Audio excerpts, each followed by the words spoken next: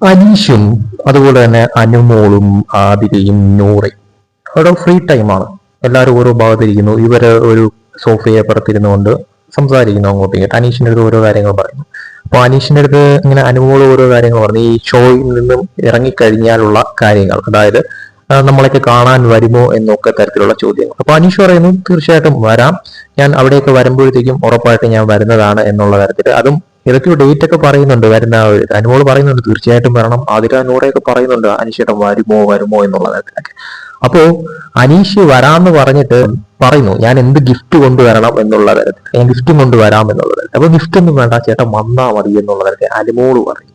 അപ്പൊ അത് പറ്റത്തില്ല, എന്തെങ്കിലും കൊണ്ടുവരാതെ തരാം. ഇപ്പം അനുമോള് പറയുന്നു എന്നാ എനിക്കൊരു റോസാപ്പൂ കൊണ്ടുവന്നാൽ മതി എന്ന് അനുമോള് പറയുന്നു. റോസാപ്പൂ എന്ന് അനീഷ് ചോദിക്കുന്നു. അപ്പൊ ഏത് കളർ റോസാപ്പൂ വേണോ എന്നുള്ളത് ചോദിക്കുന്നു അനീഷ്. അപ്പൊ അനുമോള് പറയാം എനിക്ക് ചുവന്ന കളറാണ് ഇഷ്ടം, എനിക്ക് ചുവന്ന കളർ റോസാപ്പൂവും കൊണ്ട് അനീഷേട്ടൻ വന്നാൽ മതി എന്നുള്ളത് അനുമോള് പറയും. അപ്പൊ അനുമോള് പറയാണ് ഞാൻ ചേട്ടന് ഗിഫ്റ്റ് അയക്കും എന്നുള്ള തരത്തിൽ, ചേട്ടന്റെ അഡ്രസ്സ് എനിക്ക് തരണം, ഞാൻ വീട്ടിലേക്ക് ഗിഫ്റ്റ് അയക്കും എന്നുള്ള തരത്തിൽ അനുമോള് പറയും.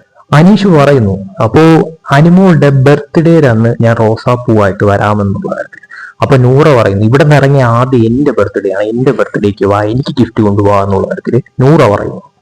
അപ്പൊ അനീഷ് പറയുന്നു അതും പരിഗണിക്കാം, ഞാൻ ഫ്രീ ആണെങ്കിൽ ഉറപ്പായിട്ടും വന്നിരിക്കും എന്നുള്ള തരത്തിൽ അനീഷ് പറയും. എന്തായാലും ഒരു ഫൺ ടോക്കാണ് അവിടെ നടന്നുകൊണ്ടിരിക്കുന്നത്. ഇപ്പോ ഈ ഇവരെ തമ്മിൽ അവിടെ രസകരമുണ്ട് കാണാനായിട്ട്. കൂടുതൽ ബി ബി അപ്ഡേറ്റ്സുമായിട്ട് വീണ്ടും വരാം.